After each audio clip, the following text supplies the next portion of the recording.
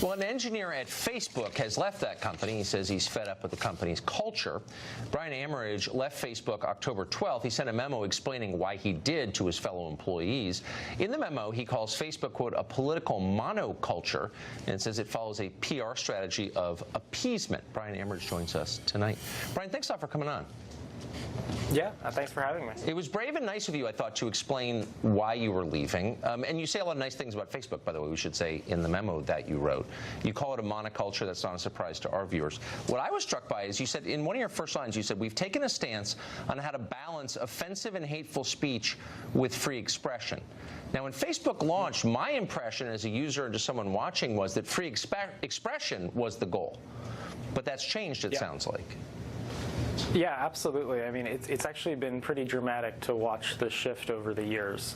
And, you know, that's essentially why I'm leaving. You know, I'm leaving because of this content policy direction, which, you know, trying to draw lines around what's acceptable and what's offensive or too offensive, you know, I think it's dangerous and it's impractical. You know, it's impossible to define what something like hate speech is, and it's even harder to implement it and enforce it sort of at Facebook scale. And to your point, like, you know, this is core to what the mission of the company is. You know, I think it's this huge strategic misstep for a company whose product's primary value is to promote free expression, is trying to draw these lines. But it also changes, as you just noted, what Facebook is fundamentally. I mean, my understanding that even as a legal matter, Facebook is a platform, it's a conduit through which or over which information flows. Once you start deciding what's acceptable or not, you're a media company, aren't you? You know, I think it's an interesting question. You know, people come to Facebook for all sorts of reasons. You know, speaking as an employee on the inside, I've always thought about it as a tool for free expression, and I've, you know, I supported the mission as a tool for free expression. So, you know, from that point of view, you know, us trying to draw those, you know, impossible to draw lines around what's acceptable is a losing strategy.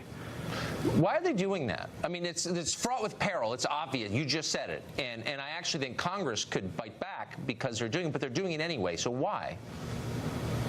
Well, you know, it's hard to imbue intent to anybody on these things. You know, I wouldn't pretend to be able to put myself in their shoes. You know, what I can say, though, is that, you know, executives at the company do actually take the sort of assertions and claims that I've made very seriously. And, you know, they didn't fire me. They engaged me. And I actually spent, like, the better part of the last month working with them to figure out how to improve this stuff.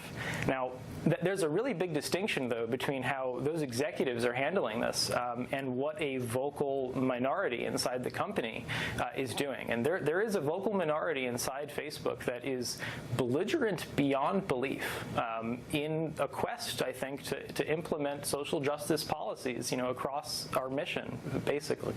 Give me one example of that, if you would.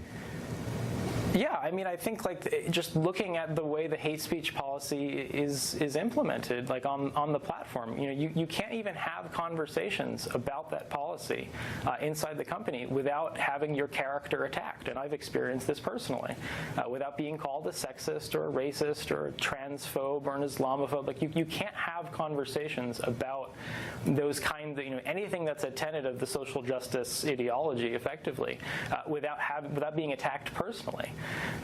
And, you know, the real concerning thing that's happening here is that, you know, even though this is a minority of employees in the company, unfortunately, I'm not sure that Facebook leadership knows how to push back against them. Right. And like I said, they're unbelievably belligerent, demanding, and hostile, not just toward other employees, but toward the Facebook leadership directly.